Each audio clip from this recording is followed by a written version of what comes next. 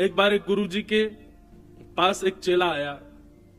वो चेला के शनि की 7:30 चल रही थी, तो किसी पंडित जी ने बताया, बोले भैया संत जनों की चरणों की सेवा करो, तुम्हारा कल्याण होगा।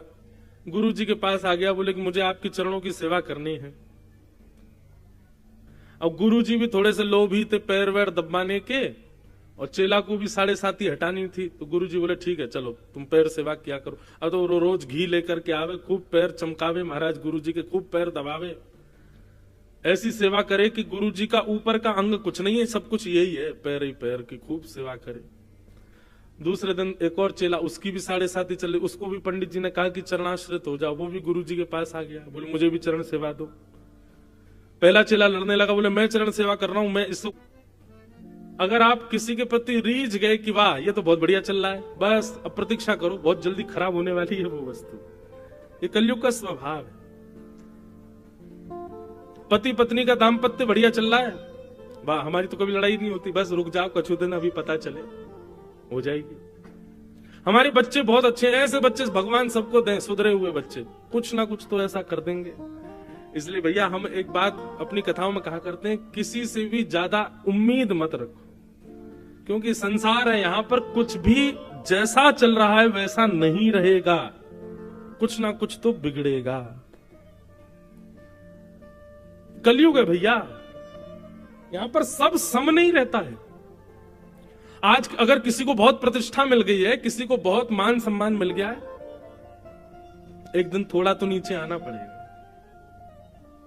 और कोई व्यक्ति बिल्कुल नीचे ही बैठा है, किसी दिन उसको ऊपर बैठना पड़ेगा, किसी दिन उसकी स्थिति वो हो जाएगी, सब उसको ही पूछेंगे। सब संसार में कब कहां क्या हो जाए, कब किसका काया पलट हो जाए, कुछ नहीं कह सकते।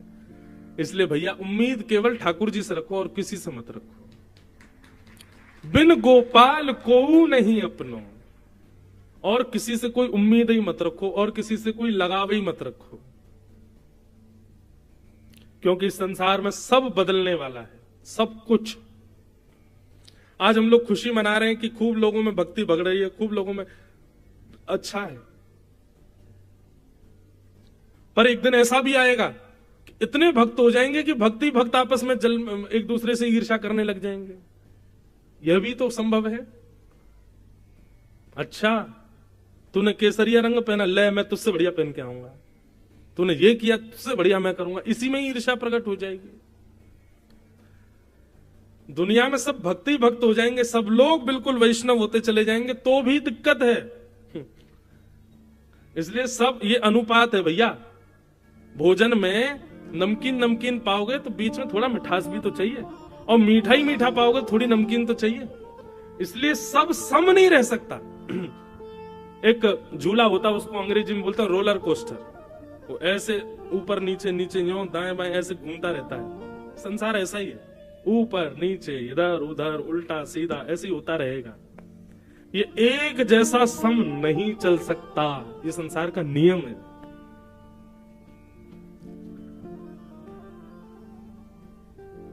राजा परीक्षित के राज्यकाल का अगर आप लोग भाव सुन लेंगे ना, तो कहेंगे ऐसा राजा तो कोई हुआ ही नहीं होगा। कहते हैं कारागृहों में जंग लग गई थी परीक्षित के राज्यकाल में। क्यों? कोई बंदी बनता ही नहीं था, कोई गलत कुछ करता ही नहीं था। जितने भी सिपाही हैं पकड़ने वाले, ये सब अपने घरों में ही पड़े रहते थे, सब मोटे हो गए थे। क्यों? मेहनत करते ही नहीं थे, कुछ करने का कोई जरूरत ही नहीं है, क्योंकि गुनाह कोई करता ही नहीं था। ऐसा था परीक्षित का राज्य। कोई हिंसा नहीं, कोई छल नहीं, कोई कपट नहीं, कोई दंभ नहीं, कहीं चोरी चकारी नहीं, कुछ भी गलत नहीं होता था परीक्षित के राज्यकाल में। और सब लोग बड़े प्रसन्न होते थे, वाह वाह वाह भैया, ऐसा राजा होना चाहिए, ऐसा युग होना चाहिए, ऐसा सब होना चाहिए। लेकिन बस प्रतीक्षा करनी थी। क्यों? क्योंकि बहुत जल्दी आक्रमण होने वाला था, और एक दिन आक्रमण हो गया। कैसे?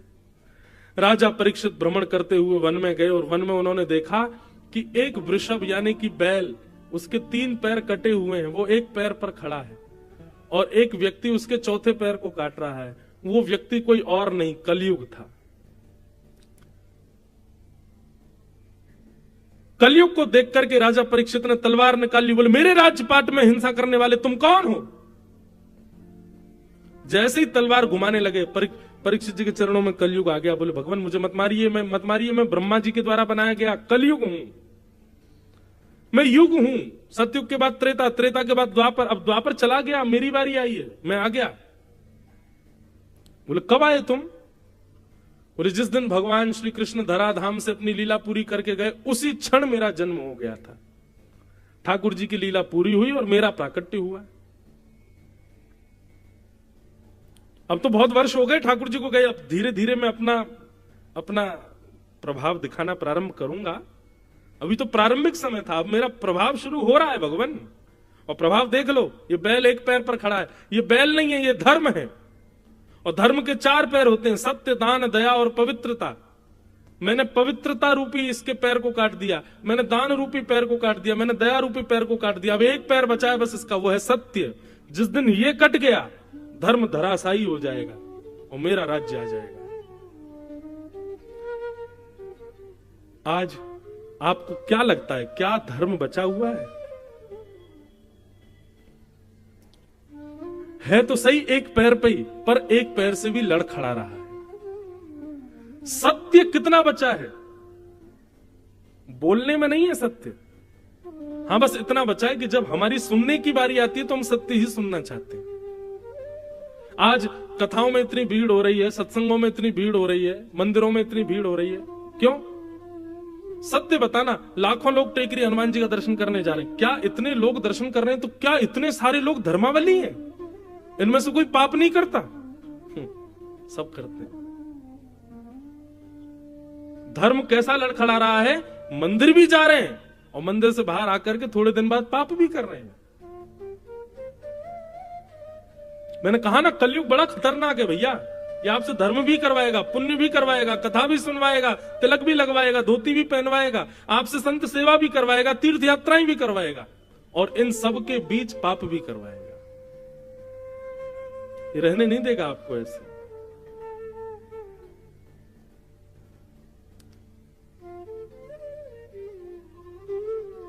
बस इसीलिए मैं बार बार कहता हूं, हम पे समय बहुत कम है, अभी समय है। कलयुग जैसे ही दूसरी करवट लेगा ना, तब तक बहुत देर हो जाएगी। और वो कभी भी ले सकता है, कल भी ले सकता है, परसों भी ले सकता है, इसलिए कोई समय का पता नहीं है भैया। जितना हो सके भगवत भजन करके जल्दी निपट लो, यहां से निकल लो। यहां ठीक नहीं है अब माहौल। अभी कथा भागवत आदि चल रही है, लेकिन ये ज्यादा समय तक नहीं चलेगी। मैं घोषणा कर रहा हूं मंच से, कुछ समय बाद ये सब नहीं हो पाएगा, भयावह समय आएगा और कथा, संत, महापुरुष, वैष्णवों को ही केंद्र बिंदु बनाया जाएगा, कुछ गलत किया जाएगा।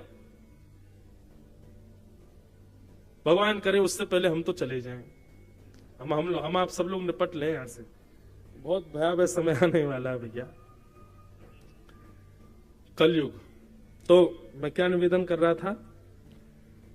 सत्य के पैर काट रहा था कलयुग, धर्म का अंतिम पैर सत्य। परीक्षित जी महाराज चिंतित हो गए, बोले कि अरे कलयुग तुम आ गए? बोले जी, निकलो अभी यहां से, तुम मेरा राज्य छोड़ करके जाओ, कहीं और जाकर के रहो, लेकिन मेरे राज्य में तुम नहीं रहोगे। बोले महाराज पृथ्वी के एक छत्र सम्राट हो आप, कहां जाऊं मैं? पूरी पृथ्वी के राजा हो और पूरी पृथ्वी पर मेरा आक्रमण। राजा परीक्षित बोले मैं जीने तो नहीं दूंगा तुमको यहां पर। बोले ये ब्रह्मा के द्वारा बनाया गया नियम है, आप इसको तोड़ नहीं सकते, आपको मुझे स्वीकार करना पड़ेगा। हाँ, आपकी इस वेदना को मैं थोड़ा सा इसका समाधान ये कर सकता हूं कि आप मुझे स्थान दे दीजिए कि ये तेरे स्थान है, तुझको यहीं रहना है। मैं आपको वचन देता हूं, उन स्थानों का मैं कभी त्याग नहीं करूंगा, मैं उन्हीं स्थानों में रहूंगा और आप खुद देखिएगा, ये संसार के लोग खुद मेरे पास आएंगे, आप मुझे स्थान दो। कल परीक्षित जी बोले मैं ऐसे स्थान दूंगा कि कोई जाएगा ही नहीं तुम्हारे पास। बोले देख के दे लीजिए, जितने बुरे से बुरा स्थान दे सको दे दीजिए, लेकिन मैं भी वचन दे रहा हूं, ये कलयुग है महाराज, मेरा युग है, आदमी स्वयं मेरे पास आएगा। और 5 स्थान दिए कलयुग को। आज भी बंधुओं, और कलयुग के अंत तक भी कलयुग केवल 5 ही स्थानों पर रहेगा, लेकिन प्रभाव वो सब पर करेगा। और ये 5 स्थान कौन कौन से? द्यूतम, पानम, स्त्रिय, सूना, यत्रा धर्मश्चतुर्विध, पुनश्च याचमानाय जात रूप मदात प्रभु। तो 5 स्थान। सबसे पहले कलयुग का स्थान क्या है? जुआ।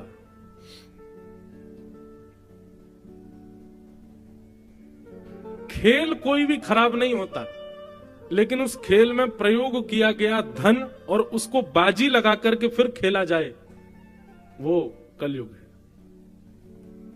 इसलिए कभी भी धन की बाजी लगा करके कोई खेल मत खेलो। क्यों?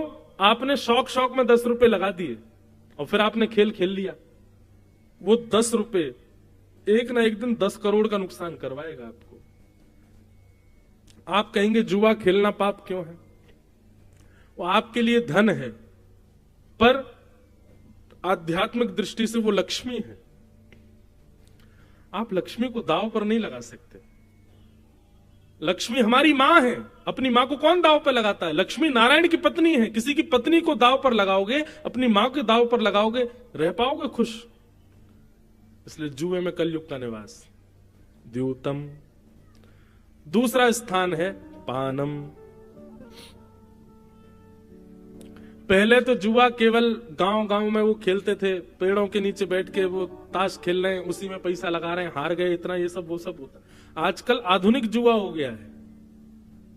अब अलग प्रकार का जुआ खेलते हैं लोग। और एक बात कहिए, 500 की 1000 की शर्त जो लगाते हैं ना, लगी 500 की शर्त, ये भी जुआ है। अगर ऐसा हुआ तो तू 500 रुपए मुझे देगा, ऐसा हुआ तो 200 रुपए मैं तुझे दूंगा, ये भी जुआ है। ऐसा नहीं, उसमें कलयुग का निवास। द्योतम। उसके बाद आता है पानम। अच्छा, एक और बात सुनिए, ऐसा कभी कभी होता है कि हम शर्त लगा लेते हैं, अच्छा लगी 500 की शर्त, बोले हाँ लगी, और फिर वो काम हो गया, लेकिन फिर ना आपने बस इतना कहते देखा हार गया, निकाल 500। अब जैसे वो निकालने लगा, आपने कहा अच्छा ठीक है रख ले, चल कोई बात नहीं, तो कोई दिक्कत नहीं। पर हाँ पीछे ही पड़ गए, बोले देने पड़ेंगे 500 बेटा तुझे, तू हारा है मुझसे, तो वो निश्चित है कि वो आपका सर्वनाश करेगा। तो द्योतम। दूसरा स्थान है कलयुग का पानम। मदिरा पान करना, मांस भक्षण करना, गलत वस्तुओं का सेवन करना, गलत वस्तुओं का खान पान करना, उसमें कलयुग का निवास है। तंबाकू, बीड़ी, सिगरेट, मांस, मदिरा, इस प्रकार की वस्तुओं का सेवन करना, उनका सेवन करने से कलयुग का प्रभाव होता है। इसलिए भैया इनसे बचो। ये सब तामसी वस्तुएं बंधु, इनका सेवन नहीं करना चाहिए। तो द्योतम पानम। पानम के बाद आ गया स्त्रिय। पर स्त्री संग, पर पुरुष संग, विवाह के पश्चात अन्य के प्रति भाव प्रकट करना हृदय में, उसमें कलयुग का निवास है। कलयुग आपको छोड़ेगा नहीं। तो द्योतम, पानम, स्त्रिय। और चौथा स्थान है कलयुग का सूना। सूना कहते हैं हिंसा को, कलेश को। अभी आप लोग कथा सुन रहे हो, कितने ध्यान से कथा सुन रहे हो। 2 लोगों की लड़ाई शुरू हो जाए बाहर, हाथापाई शुरू, आधे से ज्यादा पंडाल बाहर तमाशा देखने जाएगा। सब देखने जाए क्या हुआ, कौन मरा, कौन पिटा, कौन किसके लग गई, क्या हो गया। क्यों? हमारी रुचि हिंसा में होती है। कथा करने के लिए पूरे नगर में होर्डिंग लगाने पड़ते हैं, तब जाके इतने लोग आते हैं। पर हिंसा, लड़ाई झगड़ा करने के लिए कोई प्रचार नहीं करना पड़ता, बस 2 लोग चौराहे पर लड़ लो, अपने आप भीड़ आ जाएगी देखने, अपने आप लोग इकट्ठे हो जाते हैं। एक व्यक्ति एक जगह मेरी कथा चल रही थी, वो बोले महाराज जी आप थोड़ी सी कथा जो है वो मधुर रस में ज्यादा कथा करते हो। मैं तो कैसे करूं? बोले वीर रस में किया करो, थोड़ी मार झाड़ हो, थोड़ी उसमें यूं उठा पटक हो रही हो, यूं बताए जा रहा हो ठाकुर जी ने उठा के फेंक दिया, महाराज उठा के ये मुष्टिक प्रहार कर दी। मैंने वाह भाई ये भी कोई बात है? बोले महाराज जी थोड़ी न टकड़ भगड़ हो तब तो आनंद आवे। हिंसा, इसमें कलयुग का निवास है। किसी व्यक्ति ने, आप जा रहे थे कुछ गलत बोल दिया, तो आप उसको लेट को नहीं करोगे, ठीक है बोल दी क्या करना है चलो, नहीं। इसने बोली किसी घुमाओ बेटा बाइक, हाँ भाई 4 लोग लेके आ जल्दी। इसने बोली कैसे मुझसे ऐसी? और लिए पकड़ के मारा, जब उसको तूने इतनी बोली मैं तुझे इतनी बोलूंगा। इसको कहते हैं कलेश। घर में परिवार में बहन कुछ बोल दे, भाई कुछ बोल, पत्नी कुछ बोल दे, तो उसको शांत रह करके सॉल्व नहीं करते हम लोग। हमारा क्या, इसने ऐसा बोला, अब ये बच के तो दिखाए मुझसे, मैं बोल के दिखाऊं उसको, मैं करके दिखाऊं उसको। ये हिंसा है, इसमें पाप निवास करता है, इसमें कलयुग निवास करता है। बंधुओं, ये कलयुग घरों में ऐसे ही आता है। किसी एक व्यक्ति का मूड खराब करके वो ऐसी कुछ बात बुलवा देगा कि बाकी लोगों का भी दिमाग खराब होता है, फिर एक दूसरे से लड़ाई झगड़ा कर करके सब कलेश करके खत्म कर देते हैं। ये कलयुग का खेल है, इसको समझिए। एक व्यक्ति की मति बिगड़ी, वाणी बिगड़ी, बाकी सब शांत हो जाओ, ठीक है, कोई अपने आप ठीक हो जाएगा। अभी चिल्ला रहा है, बोल रहा है, ठीक है, कोई नहीं, इसके पैर पकड़ लो, जो कह रहा करो, ठीक, सॉरी, ठीक है। शांत रह करके, अग्नि प्रज्वलित होती है, घर में कहीं आग लग जाए तो पानी डाला जाता है कि उस पर और माचिस की तिल्ली फेंक दोगे और उस पर मिट्टी का तेल उछाल दोगे कि कपूर लाके फेंक दोगे? अग्नि तेज क्यों कर रहे हो? जैसे घर में आग लगने पर पानी डालते हैं, ऐसे ही घर के, परिवार के, मित्रों के, अपने संबंधियों में किसी एक में आग लगे, पानी डालो। और पानी का मतलब प्रेम, प्रेम बरसा, उसको हृदय से लगा लो, उसके पैर पकड़ लो, थोड़ा उसको समझा लो, मना लो, ज्यादा नहीं मानना, मौन हो जाओ, शांत हो जाओ, बैठ जाओ। जल का जो स्वभाव है वो प्रकट करो।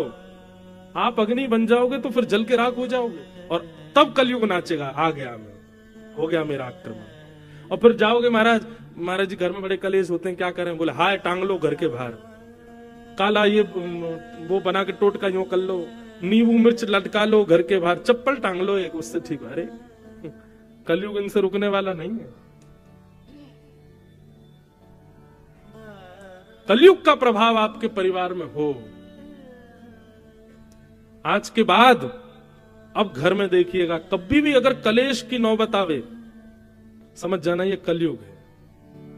और हमको अग्नि बनकर के नहीं, हमको जल का काम करना। हम जल कैसे बने ताकि ये शांत हो? उसको आने मत दीजिए अपने घर। द्योतम पानम स्त्रिय सोना। अब आया पांचवा। पांचवा क्या है? बिना मेहनत के कमाया गया धन, बिना परिश्रम के कमाया गया धन, घर बैठे बैठे कमाया गया धन, उसमें कलयुग का निवास।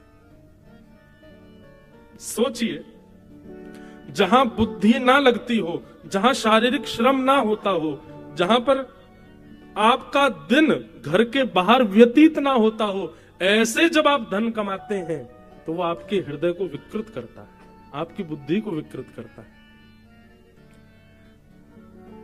बीच में एक टाइम आया था, वर्क फ्रॉम होम कर रहे थे सब लोग, घर से काम कर रहे थे, घर से पढ़ाई कर रहे थे, बच्चों के स्कूल बनते तो घर से ही पढ़ रहे थे। सही बताना, क्या हो रहा था वर्क फ्रॉम होम? क्या पढ़ाई हो रही थी बच्चों की घर पे? कुछ नहीं हो रहा था। जब तक आप पारिश्रमिक नहीं बनोगे, जब तक थोड़ा श्रम अपने तन से, बुद्धि से नहीं करोगे और उसके बदले धन नहीं कमाओगे, तब तक वो धन अशुद्ध है। आजकल भारत में एक नया काम शुरू हो गया कि लोग बाग ऐसे कामों की ज्यादा खोज करते हैं जिसमें कुछ करना नहीं पड़े, एक बार का इन्वेस्टमेंट, फिर पड़े पड़े कमाते रहेंगे। बैंक के भी ऐसे ही ऑफर आते हैं, मतलब आपको कुछ नहीं करना, एक बार पैसा लगाना है, फिर तो घर पे अपने आप पैसा आता रहेगा। इनसे बचो। ये जो घर में पैसा आता रहेगा, अपने आप कुछ करने की जरूरत नहीं, वो प्रॉपर्टी किराए पे दे दी, ठीक ठीक, ये कर दिया, वो कर दिया। अच्छा, अगर आपके काम ऐसे हैं भी तो उस धन को अलग रखो, उसको अपने प्रयोग में मत लीजिए। वो साल भर में कोई धर्म कर्म के कार्य हो उसमें लगाओ, असहाय लोगों की कोई सेवा हो वहां लगाओ, किसी गरीब कन्या का विवाह हो, किसी बालकों के पढ़ाने के लिए करना हो, वहां पर उस धन का प्रयोग करो। जैसे हमने दुकान किराए पे दे दी, अपना घर किराए पे दे दिया, जमीन किराए पे दे दी। अब ये मेहनत का धन तो नहीं है। आप कहोगे जमीन हमारी, तो मेहनत क्या कर रहे हो उसमें? आपने उसको किराए पे दे दिया, वो लेके उसमें बढ़िया कमा रहा है, उसका आधा आपको दे रहा है, आपको तो घर बैठे मिल रहा है ना। उस धन को अलग रखो, अपने प्रयोग में मत लीजिए उसको। अपने घर के और अपने प्रयोग में तो वही धन लाइए जो आपने परिश्रम से कमाया। बंधुओं, ये पूरी यदुवंशियों के सर्वनाश की कथा ही यहीं आती है। ठाकुर जी बोले इन यदुवंशियों को बैठे बैठाए सब मिल रहा है, परिश्रम तो करना नहीं पड़ रहा, सोने की नगरी द्वारिका है। और पर ब्रह्म परमात्मा भगवान इनके वंशधर हैं, कुछ करने की आवश्यकता तो है नहीं। इसलिए भगवान ने यदुवंशियों का सर्वनाश करवाया जानबूझ करके। क्यों? नहीं तो मेरा ही परिवार पृथ्वी का सबसे बड़ा भार बन जाएगा। अनीति के धन से ही 99% कलयुग का प्रभाव हमारे घरों में और हमारे ऊपर अनीति के धन से ही आता है। अब यहां कितने लोग, अधिकतर जितने भी लोग बैठे, कोई जुआ तो खेलता नहीं, कोई परस्त्री गमन तो करता नहीं, पर पुरुष गमन तो करता नहीं, कोई यहां पर जो भी बैठा कोई मद्यपान आदि तो कुछ करता नहीं। तो फिर हमारे घर में कलयुग आ कहां से रहा है? हम लोग कलयुग में रह रहे हैं, इसका मतलब कलयुग है हमारे पास भी। अनीति का धन और दूसरा वो सूना कलेश, यहीं से कलयुग आता है। इसलिए इनसे बचो, और इनसे बचने का एक उपाय बताएं, भगवत स्मृति। ठाकुर जी सदा चित्त में बैठे रहे। लग रहा है कि कुछ हाथापाई कलेश घर में हो गया, उसी समय चाहिए एकांत में बैठ जाओ। श्री कृष्ण गोविंद हरे मुरारे, हे नाथ नारायण वासुदेव, हे ठाकुर जी आप सब मंगल करो, हमें आपको परेशान नहीं करना, पर ये जो कलेश है ये आपकी सेवा में व्यवधान डाला, भगवान इसको कृपा करो, अनुग्रह करो। भगवत स्मृति करके उससे बचने का प्रयास करो। भगवान नाम जपते रहो, भगवत नाम का गुणानुवाद निरंतर गाते रहो, सब मंगल होगा। ठाकुर जी के नाम में बड़ी सामर्थ्य है, उससे बचाएगा। तो ये 5 स्थान है कलयुग के, इनसे बचने का प्रयास करो और हरि नाम रूपी कवच पहन करके रखो, हरि नाम रूपी वैक्सीनेशन लगाते रहो, ताकि इसका असर आपको ना हो कलयुग का। ऐसा करो। कलयुग को 5 स्थान दे दिए, 5 स्थान देकर के राजा परीक्षित स्वयं भटक गए। घर आकर के तिजोरी खोल करके देखी, उसमें बढ़िया एक मुकुट रखा था जरासंध का, वो निकाल करके जैसे ही अपने मस्तिष्क पर धारण किया, अनीति का धन सिर में आते ही कलयुग प्रवेश कर गया। और राजा परीक्षित वन में गए, वन में भ्रमण करते करते प्यास लगी तो शमिक मुनि के आश्रम जाकर के जल मांगा। शमिक ऋषि ध्यान में बैठे थे, ध्यान में बैठे होने के कारण वो जल नहीं पिला पाए। तो राजा परीक्षित को ये नहीं लगा कि ये ध्यान में बैठे, उनको लगा अरे बताओ देखो पाखंडी बाबा, इसके सामने मैं जल मांग रहा हूं और ये ध्यान में बैठा है।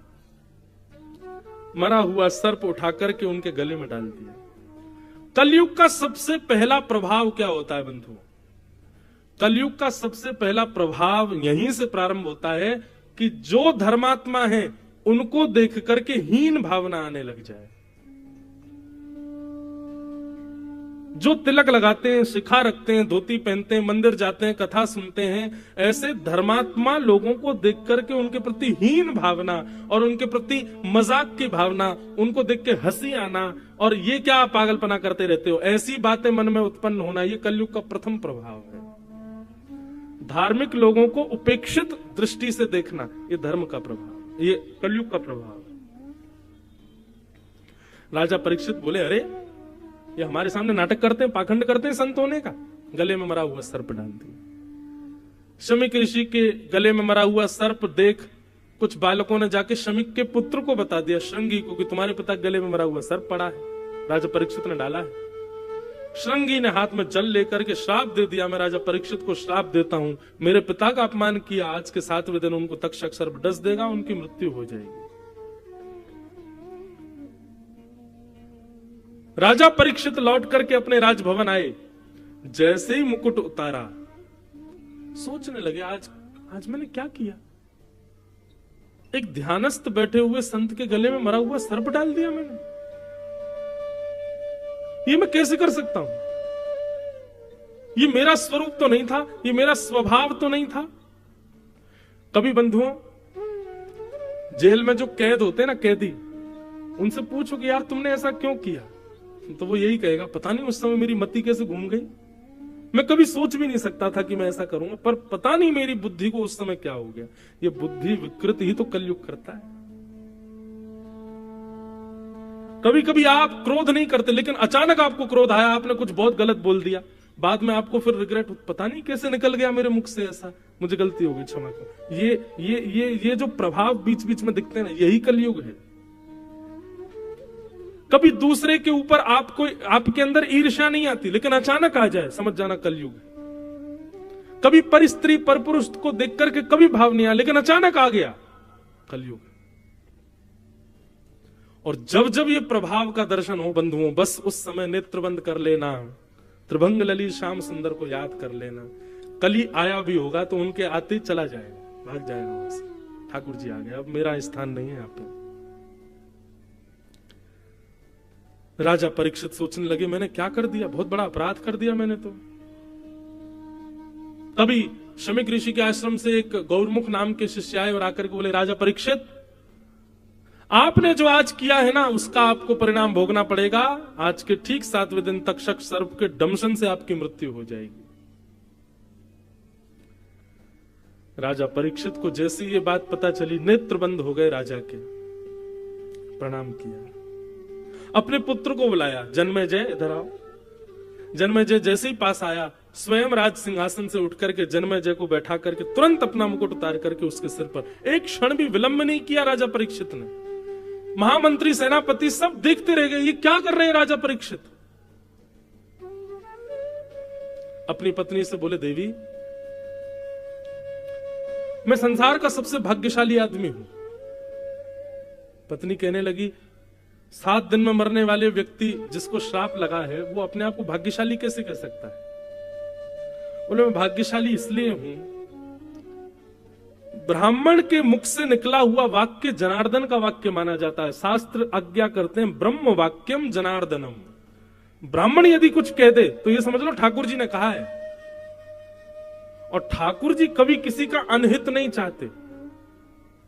आज एक ब्राह्मण ने आकर के कहा कि मुझे 7 दिन में मरने का श्राप लगा है, देवी यदि तुम विचार करो तो हमारे अगले क्षण का भी नहीं पता कि हम जीवित रहेंगे कि नहीं, हमारे प्राण कभी भी निकल सकते हैं। मैं आज रात्रि सोऊंगा, कल की कथा कहूंगा, कोई गारंटी नहीं। आप आज की कथा में आए हो, कल आओगे, कोई गारंटी नहीं। कभी भी किसी के भी प्राण निकल सकते हैं। हमारे परीक्षित को तो फिर भी 7 दिन में मरने का श्राप मिला है, मुझे और आपको तो हर सेकंड में मरने का श्राप, कभी भी मर सकते हैं हम। हमारे प्राण तो कभी भी निकल सकते हैं। राजा परीक्षित ने इसी बात को कहा कि मैं बहुत बड़ा भाग्यशाली हूं देवी, अगले 7 दिन में यदि पहाड़ भी कोई मेरे ऊपर गिर जाएगा तो भी मेरे प्राण नहीं निकलेंगे 7 दिन से पहले।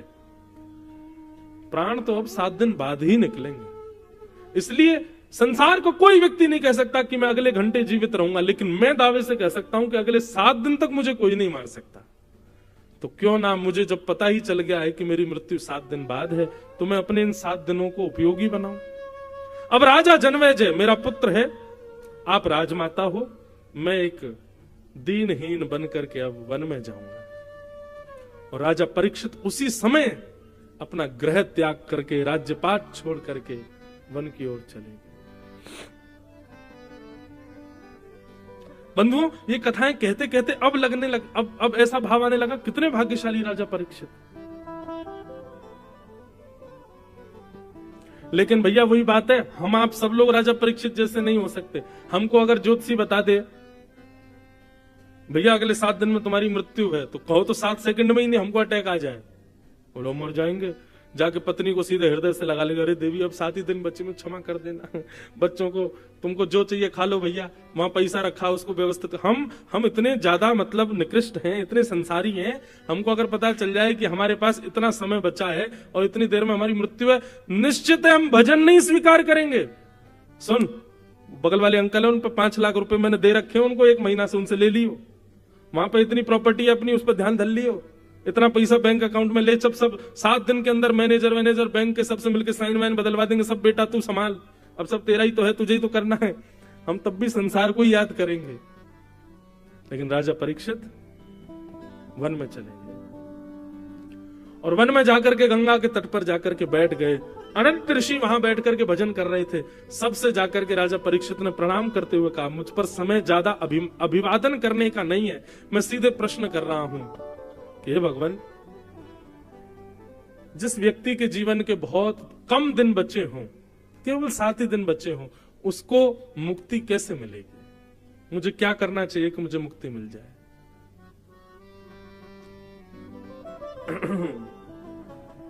सबने अलग अलग बातें बताई। कोई बोला गंगा जी में खड़े हो जाओ, कोई बोला हिमालय पे चले जाओ, कोई बोला ये करो ये करो ये करो, लेकिन कोई भी प्रमाण से नहीं बोल पाया कि मुक्ति मिलेगी। तभी वहां पर श्री सुखदेव जी महाराज का आगमन हुआ। बोलो सुखदेव जी महाराज की जय। सुखदेव जी आकर के सीधे आसन पर बैठ गए और परीक्षित ने चरण पकड़ लिया। बोले भगवान, परीक्षित ने एक आसन रखा था, आप में से जो जिम्मेवारी ले 7 दिन में मुझे मुक्ति देने की, वो यहां आकर के बैठे। कोई नहीं बैठा उस पे आके।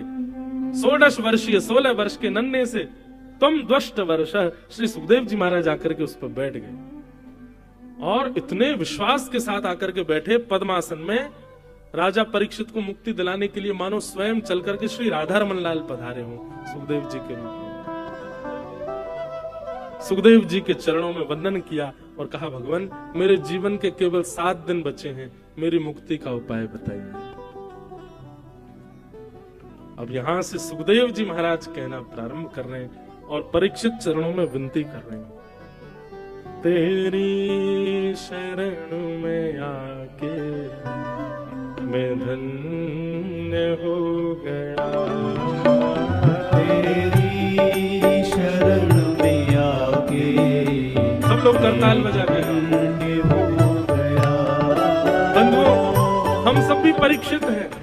हम भी सुखदेव जी से प्रार्थना कर रहे हैं, हे सुखाचार्य जी, इतने अल्प आयु में भगवत प्राप्ति का साधन आप ही हमको बता सकते हैं। हे भागवत जी, आप ही हमको आज्ञा करिए कि हम कैसे भगवत प्राप्ति करें।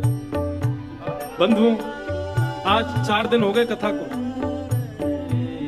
4 दिन की कथा और शेष बची है। सब लोग भागवत जी से प्रार्थना करो, हे भागवत जी, हम बड़े भाग्यशाली हैं कि आप चल के हमारे नगर में पधारी, आप आकर के ये सुंदर ज्ञान हमको प्रवाहित कर रही हैं, जिससे हमारा जीवन सुखद आनंद में बनेगा। इसलिए सब लोग करताल बजा करके भागवत जी से प्रार्थना करते हुए गाओ, तेरी शरण में आके मैं धन्य हो गया, तेरी शरण में आके मैं धन्य हो गया। जन्मों की प्यास थी जो, की प्यास थी जो, जन्मों की प्यास थी जो,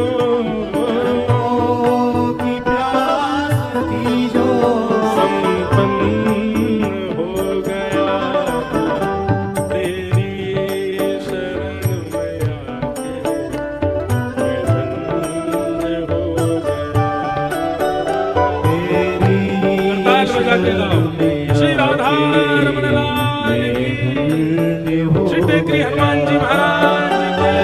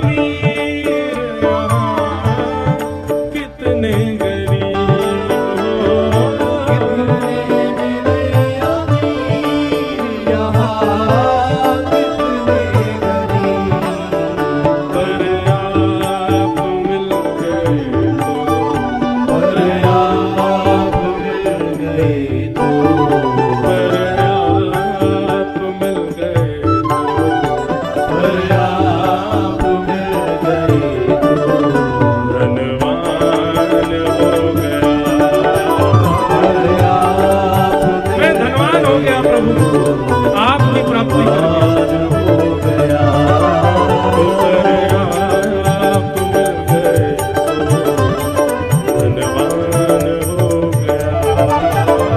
अरे आप मिल गए तो धनवान हो गया। ओ जन्मों की प्यास थी जो, जन्मों की प्यास थी जो, जन्मों की प्यास थी जो, जन्मों की प्यास थी जो, संपन्न हो गया।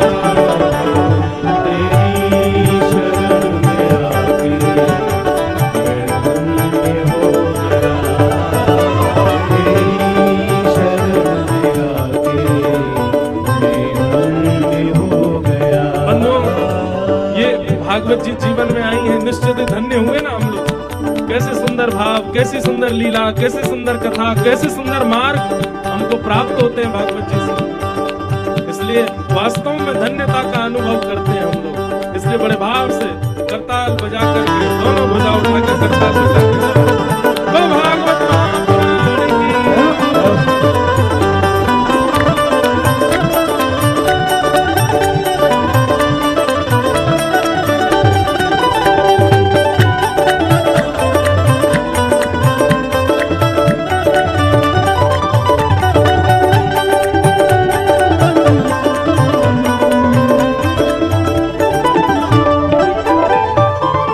करना कभी न दूर प्रभु चरणों से आप हो। करना कभी न दूर प्रभु चरणों से आप। करना कभी न दूर प्रभु चरणों से आप हो।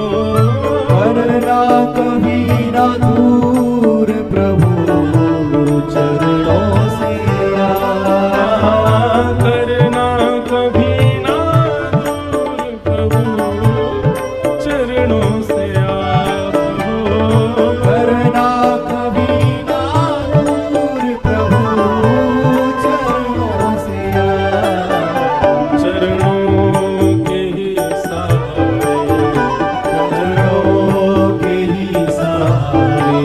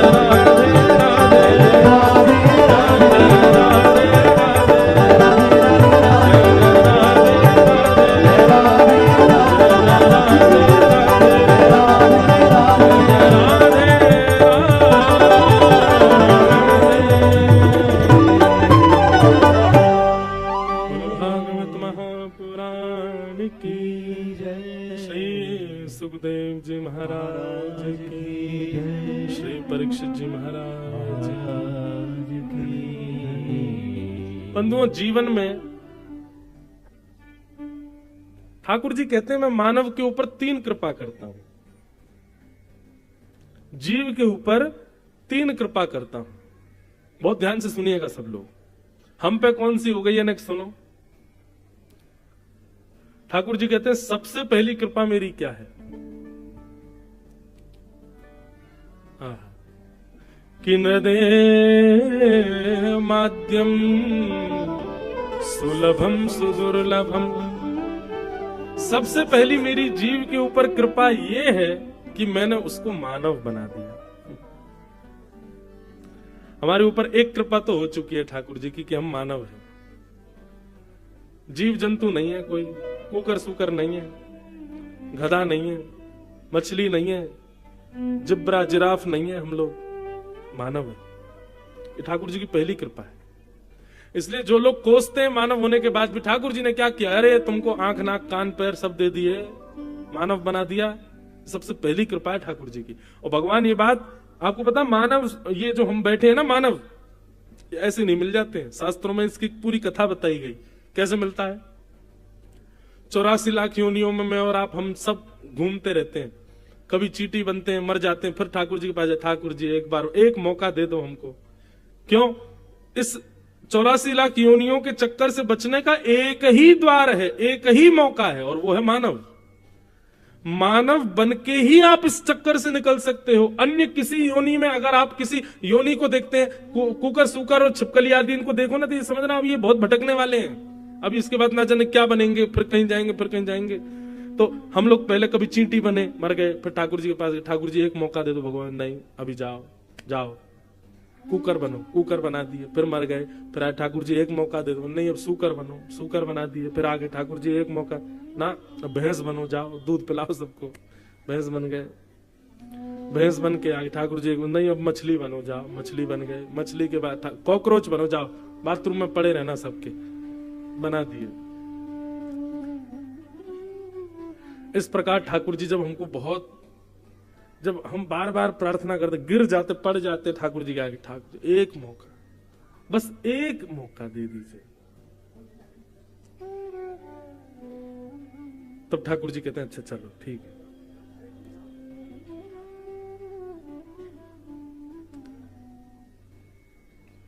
ठीक है हम देखते हैं, आप लोग सब इधर देखो। क्या बता रहा था मैं? हाँ, तो फिर ठाकुर जी से हम कहते हैं ठाकुर जी एक मौका दे दो। मानव शरीर मौका है, इसका नाम ही मौका, निकलने का मौका यहां से।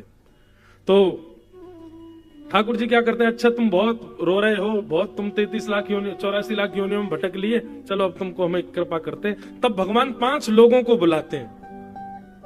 ये 5 लोग कौन है? बोल पंच तत्व, पृथ्वी जल अग्नि वायु आकाश। इन 5 तत्वों को बुला करके ठाकुर जी कहते हैं भैया इसको एक मानव देह देना है, लोन पे, लोन पे देना है इसको, ऋण ऋण। तब ये 5 तत्व हमसे सौदा करते हैं, पृथ्वी जल अग्नि वायु आकाश। ठीक है, हम तुमको ऋण दे रहे हैं, वर्ष पहले ही निश्चित हो जाता है, 70 वर्ष के लिए आ रहे हैं, 80 वर्ष के लिए आ रहे हैं, कितने वर्ष के लिए आ रहे हैं, फिर उसमें भी कुछ टर्म्स होते हैं, इतना अगर तुमने ये गलत किया तो इतने दिन में तुम्हारी छुट्टी हो जाएगी, बढ़िया रहे तो ऐसा चलेगा, ऐसा रहे, सब पहले ही बात हो जाती है।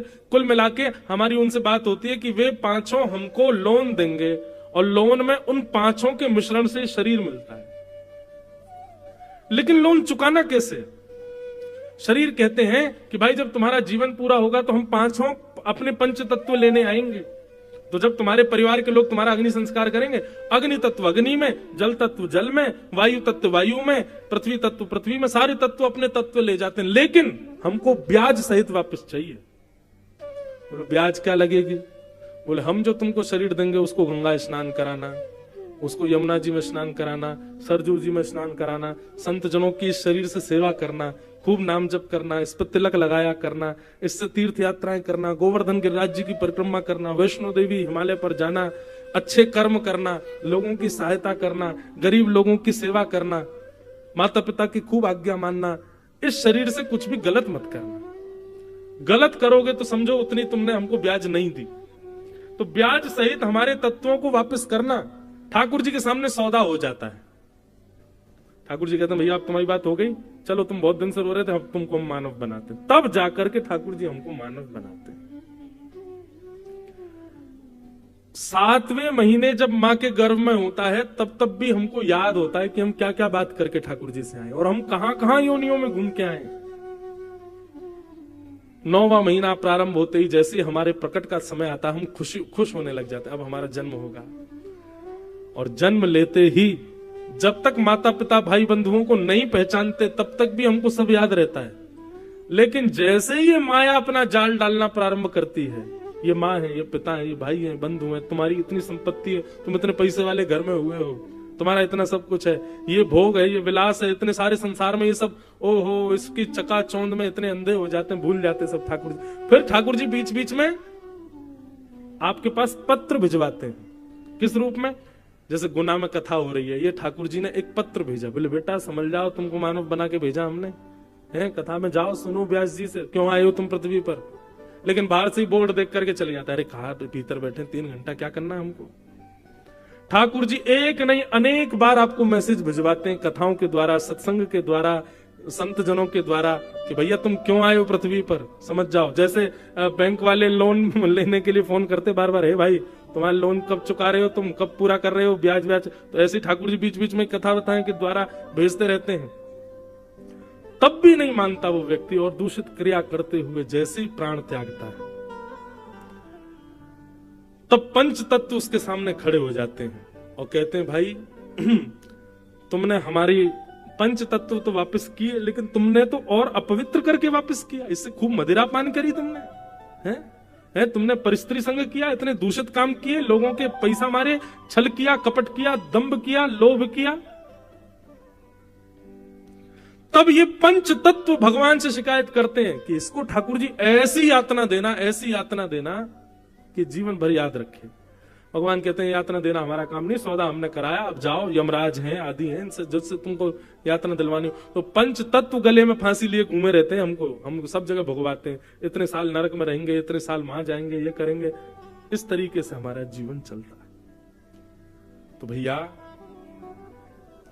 भगवान की सबसे बड़ी कृपा क्या है कि हम मानव हैं, और उसमें भी उससे बड़ी कृपा क्या है कि हम ठीक ठाक हैं, आंखें हैं, नाक है, जीभ है, कान है, हाथ है, पैर है, कोई शिकायत करने को लिए नहीं है कि भाई हम पे ये कमी है। ठीक है, कमी हो भी तो ठाकुर जी उतना लोन कम कर देंगे, सब कुछ है। ये भगवान की पहली कृपा। दूसरी कृपा क्या है कि न देह माध्यम सुलभम सुदुर्लभम। फिर भगवान कहते हैं मैं दूसरी कृपा क्या करता हूं, बोले प्लवम सुकल्पम गुरु कर्ण धारम। बोले मैं उसको बार बार गुरुजन उसके जीवन में भेजता हूं, अगर ठुकरा दे तो वो उसकी इच्छा, लेकिन किसी एक को स्वीकार करके अपना गुरु बना ले तो समझना ये मैंने उस पर दूसरी कृपा की। क्यों? मानव तो बना दिया, अब मानव बनने के बाद सदमार्ग दिखाने वाले गुरु भी मैंने उसको दे दिए। ये मेरी दूसरी कृपा है। और मेरी तीसरी कृपा क्या है, बोले मयानुकूले नभस्वतेरितम। तीसरी कृपा भगवान बता रहे हैं कि उसके हृदय में भक्ति प्रकट हो जाए और वो अपनी अनुकूलता से रहना बंद कर दे, मेरी अनुकूलता से रहने लग जाए। जो मैंने गीता में बताया, जो मैंने रामायण में बताया, जो भागवत में, महाभारत में मेरे उपदेश हैं, उन उपदेशों को सुन करके मेरी अनुकूलताओं से अपना जीवन निर्वहन करने लग जाए। भगवान कहते हैं तीसरी कृपा है मेरी उसके ऊपर। ये 3 कृपा ठाकुर जी करते हैं। तो पहली कृपा तो साक्षात है कि हम सब मानव हैं, तो पहली कृपा तो हम पे हो चुकी है। अब ये 2 कृपाएं हम करवाना चाहते हैं कि नहीं, ये हम देख लें जीवन में। गुरु मैं फिर कहूंगा बंधु, गुरु का मतलब दीक्षा लेना नहीं होता, दिशा लेना होता है।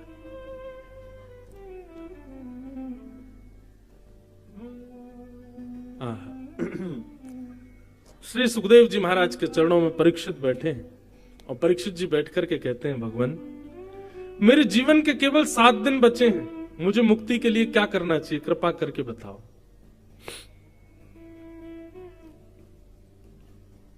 सुखदेव जी महाराज 1 मिनट के लिए मौन रहते हैं और 1 मिनट विचार करके सीधे बोलना प्रारंभ करते हैं। और यहां से सुखदेव जी की वाणी प्रारंभ होती है कि वरीयानेश ते प्रश्न कृतो लोक हितम नृप आत्मवीत सम्मतः पुंसा श्रोतव्या दिश्यपर। बहुत सुंदर बात। कभी कभी इतना आनंद आता है हमको कथा के प्रथम द्वितीय स्कंद में, मन करता है इससे आगे बढ़े ही नहीं, इतनी बढ़िया चर्चा है, इसी को करते रहे। इस बार एक सौभाग्य हमको प्राप्त हो रहा है। 7 दिन 8 दिन की कथाएं, तो फिर अभी आज तक तो देखो कथा आराम से, कल से भागेगी कथा, कल से जल्दी कृष्ण जन्म करना है, फिर गोवर्धन पूजा करना, तो कथा थोड़ी शॉर्ट हो जाती। पर इस बार हमको एक सौभाग्य मिल रहा है। 10 अप्रैल से 11 अप्रैल से 10 मई तक 1 महीना की भागवत कथा है नासिक महाराष्ट्र में। 1 महीना 30 दिन, और वो 30 दिन की कथा होगी महाराज नासिक में। इतना आनंद आएगा। हम तो बस प्रतीक्षा कर रहे हैं वो कथा प्रारंभ हो, फिर एक एक विषय, एक एक भाव। अब यहाँ पर मुक्ति का वर्णन करते हैं श्री सुखदेव जी। मैंने आज तक कथा में नहीं सुनाई होगी। 2 प्रकार की मुक्ति, सद्यो मुक्ति, क्रम मुक्ति। अब वो मुक्तियां कैसी कैसी होती हैं उसका पूरा वर्णन श्री सुखदेव जी आगे करेंगे। फिर उसके बाद में परीक्षित कहेंगे कि नहीं भगवान अब मुझे मुक्ति नहीं चाहिए। फिर सुखदेव जी मंगलाचरण करेंगे। उनके मंगलाचरण इतना सुंदर, अब ये सब कथा 7 दिन के क्रम में हम कह ही नहीं पाते, इतना इतना सुंदर क्रम है। तो ये सौभाग्य मिलेगा। आप सब लोग तो भक्ति पथ यूट्यूब चैनल पे ही सुन लेना। रोज 4 घंटे कथा, 4 घंटा रोज, और 30 दिन तक। क्या कहें महाराज, 5 दिन का तो नंदोत्सव है वहां पे। 5 दिन तक नंदोत्सव ही चलता रहेगा। रोज सुबेरे कथा प्रारंभी नंद घरानंद भयो जय कन्हैया, यहीं से ही प्रारंभ होगा। और फिर उसमें और विस्तृत भाव कि नंदोत्सव कैसा मन रहा है और ब्रज में क्या हो रहा है, ब्रजवासी सब क्या कर रहे हैं, उसका हर दिन अलग अलग भाव आएगा। 3 दिन की गोवर्धन लीला, 3 दिन तक ठाकुर जी के गोवर्धन उत्सव का ही वर्णन। 2 दिन तक रुक्मणी विवाह, भीष्म पितामह की स्तुति तो लगभग 6 दिन की है वहां पे। ऐसे पूरा क्रम बनेगा, इतने दिन ये, इतने दिन ये, इतने दिन ये। बहुत आनंद आएगा, विस्तार से कथा होगी। श्री सुखदेव जी कहते हैं परीक्षित, आप कह रहे हैं 7 दिन में मरने वाली की मुक्ति का उपाय क्या है। देखिए, मैं जो अपनी मति से समझ पाया, श्री सुखदेव जी कहते हैं परीक्षित, ये प्रश्न तुमने अपने लिए नहीं किया। कृतो लोक हितम नृप, कैसे कह सकते हैं? अरे मरने का श्राप परीक्षित को लगा तो परीक्षित ही पूछेगा ना, लेकिन नहीं। सुखदेव जी की बुद्धि देखिए। सुखदेव जी कहते हैं परीक्षित, ये प्रश्न तुमने अपने लिए नहीं किया। क्यों? मुक्ति की कामना परीक्षित नहीं मांग सकता? बोले नहीं मांग सकता। क्यों? बोले वो ऑलरेडी मुक्त है। क्योंकि ये ऐसा बालक है जिसने अपने जन्म लेने से पहले ही अपनी मां के गर्भ में भगवान का दर्शन किया है। ठाकुर जी ने उत्तरा के गर्भ में प्रवेश करके परीक्षित की रक्षा की है। बोले इसका मतलब भगवत दर्शन इसको प्राप्त हो चुका है, मुक्ति तो इसको मिल ही जानी है। पहला कारण कि मुक्ति के लिए परीक्षित अपने लिए प्रश्न नहीं कर रहा है, क्योंकि उसने भगवत दर्शन कर चुका है वो। दूसरा कारण कि परीक्षित ने अभी अभी एक बात कही, येषाम संस्मरणात् पुंसाम सद्यः शुद्ध्यन्ति वै गृहा किम पुनर्दर्शन स्पर्श पाद शौचासनादि।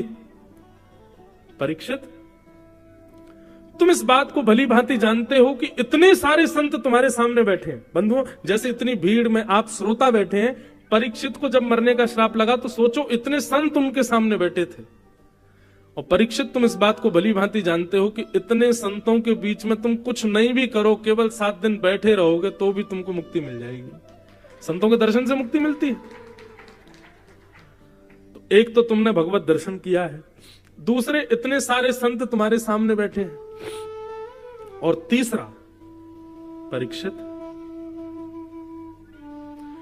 यदि तक्षक सर्प से तुमको डसवाना ही था तो श्रृंगी 7 दिन का समय नहीं देता। वो सीधा बोलता कि अभी इसी वक्त तक्षक सर्प डस देगा और राजा परीक्षित की मृत्यु हो जाएगी। उसने 7 ही दिन क्यों दिए तुमको? मुक्ति पाने के लिए, और जो तुम मुक्ति मांग रहे हो ना, इस मुक्ति को पाने के लिए 7 जन्म, 7 साल, 7 मिनट, 7 सेकंड की भी आवश्यकता नहीं है। मुक्ति के लिए कितना समय चाहिए? बोले एक क्षण।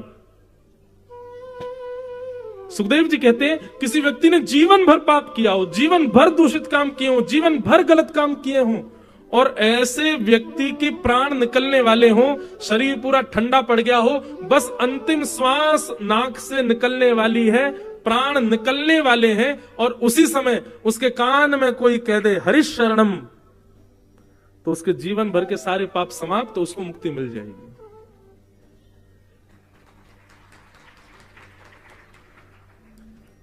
ताली बजाई, अच्छी बात है, लेकिन बात तो सुनो पूरी। अभी बात पूरी नहीं हुई है। आप कह रहे हो कि मुक्ति का उपाय बताइए, मेरे पास 7 दिन बचे हैं, पर मुक्ति के लिए तो एक क्षण चाहिए परीक्षित, तुमको 7 दिन क्यों मिले हैं? और मुक्ति के लिए जीवन में भगवत दर्शन होना चाहिए, वो तुम ऑलरेडी कर चुके हो अपने मां के गर्भ में। वो बात अलग है कि तुमको याद नहीं है, पर तुम जब अपनी मां के गर्भ में, तो पूरा विश्व जानता है भगवान ने प्रवेश करके तुम्हारी रक्षा की। और तीसरी बात, इतने भजनानंदी संत तुम्हारे सामने बैठे हैं, इनके मुख से हरिनाम संकीर्तन और कुछ नहीं तो बस सत्संगी सुनते रहोगे, 7 दिन में मुक्ति मिल जाएगी। उसके बाद भी तुमने मेरे आने पर यह पूछा कि जल्दी मरने वाली की मुक्ति का उपाय क्या है। मुझे इससे यह बात समझ में आई कि तुम ये अपने लिए नहीं पूछ रहे हो, क्योंकि तुम तो एक क्षत्र सम्राट हो, तुम्हारी मृत्यु के